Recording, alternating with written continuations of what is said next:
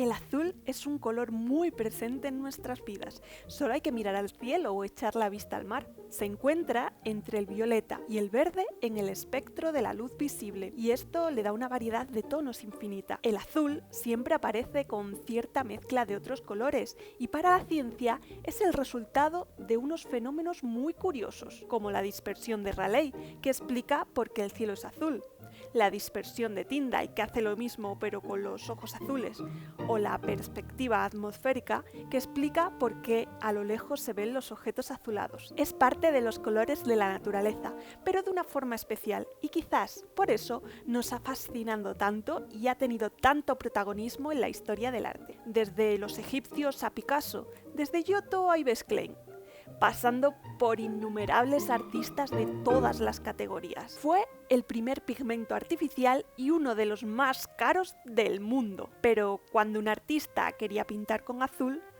¿cómo conseguía el pigmento? Esta pregunta no tiene una única respuesta, y de hecho varía en función de la época histórica y el lugar.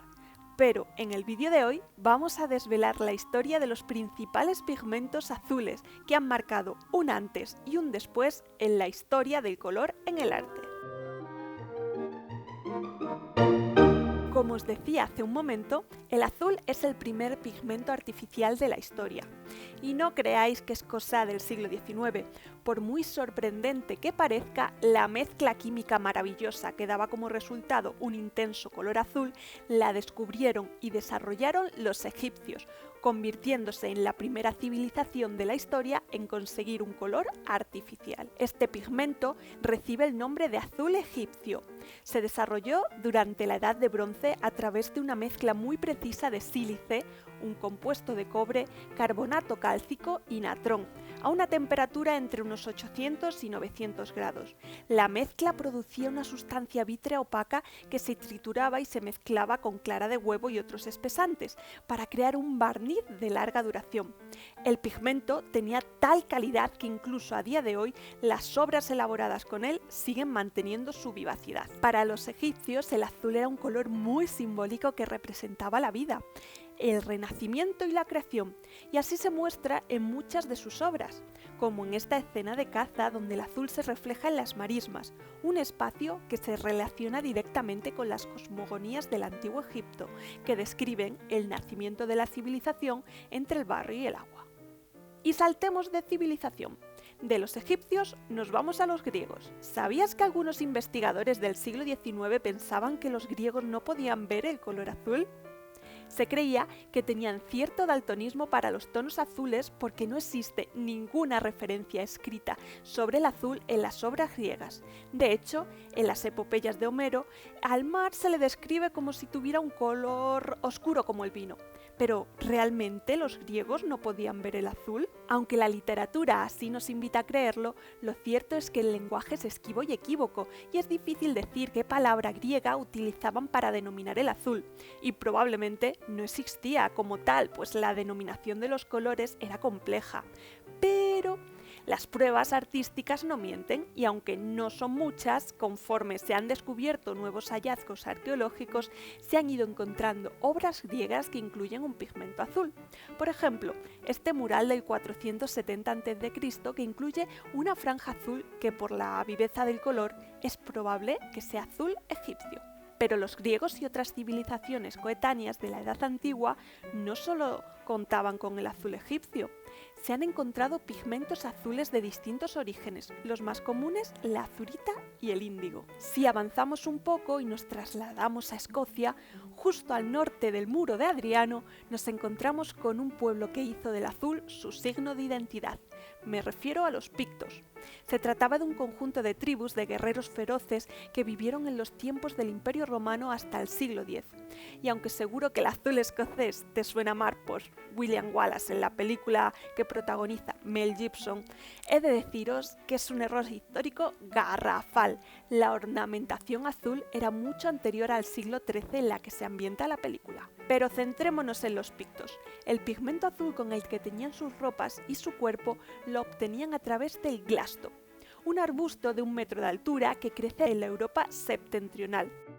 La receta se extendió por toda Europa durante la Edad Media y fue la más utilizada para teñir textiles hasta la llegada de la lejana Asia de otra planta muy similar, el índigo, del que hablaremos más tarde. Mientras tanto, en la Europa central, la receta del azul egipcio se perdía en el olvido a medida que el Imperio Romano iba desapareciendo, y otro azul comenzaba a destacar en los círculos artísticos, el ultramar. En la Edad Media y el Renacimiento había distintas variedades de pigmentos azules, pero entre todos ellos el ultramar era el más valorado y preciado.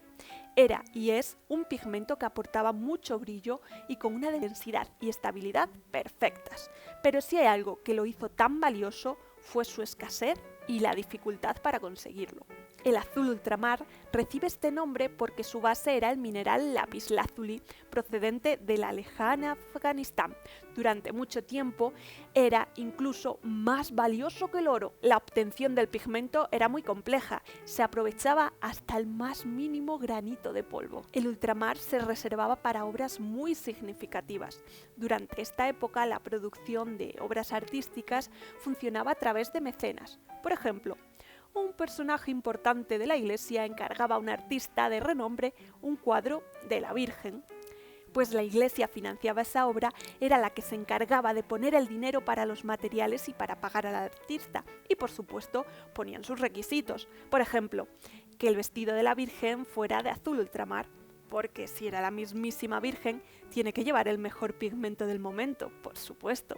Esto fue fruto de muchas disputas, porque algunos mecenas querían un cuadro con azul ultramar, pero no aportaban suficientes cuartos, o sí daban el dinero, pero se acusaba al artista de usar otros pigmentos azules.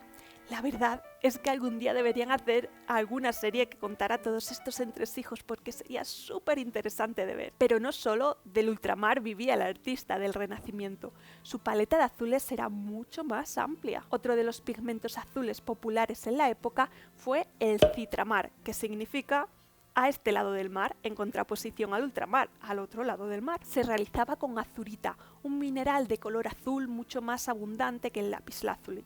Por ello, porque era más fácil de conseguir, el precio era mucho más bajo, aunque en comparación con los pigmentos de otros colores, el azul seguía siendo un lujo.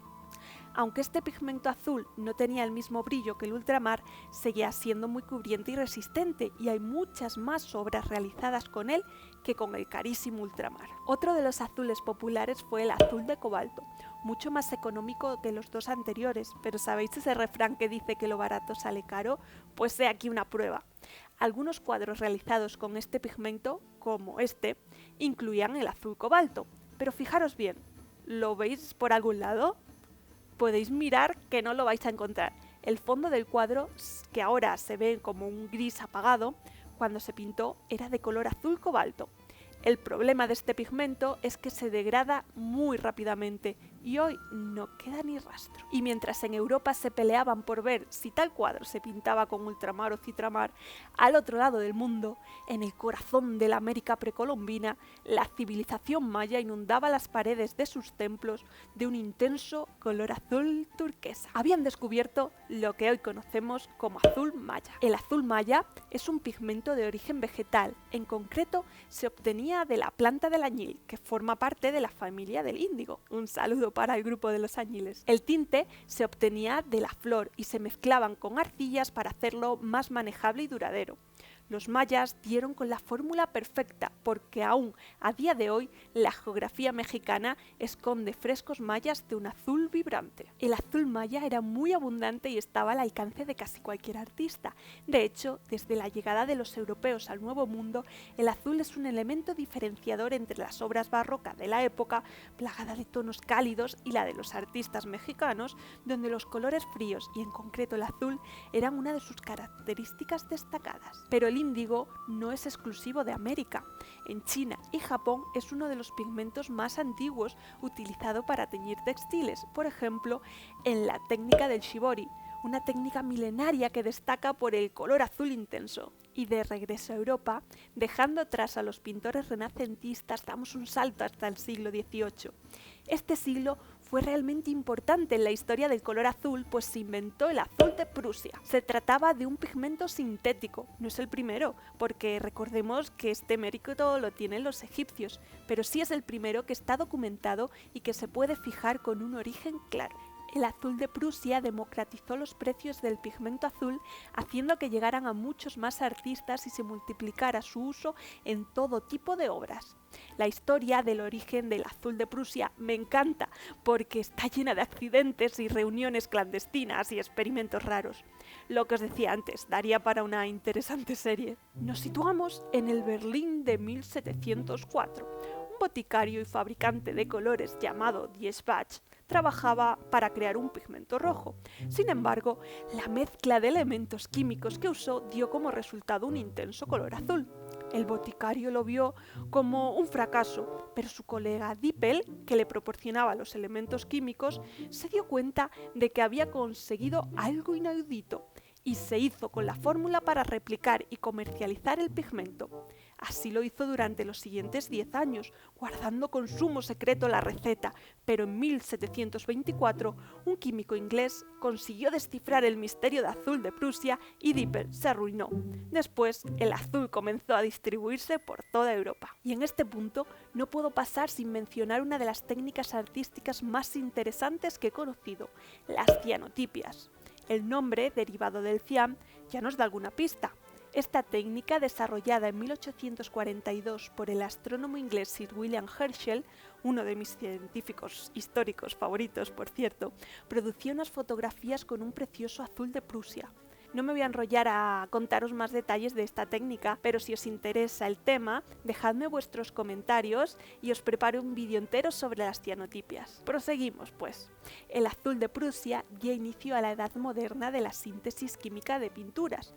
Desde entonces, el azul ha estado muy presente en todo tipo de obras artísticas. Podría mencionar cientos de ellas, pero quizás las más representativas son las de la etapa azul de Pablo Picasso, llenas de estados de miseria y desesperación, o las de Kandinsky y Frank Marc, dos artistas que querían usar el color azul como canal a la trascendencia espiritual.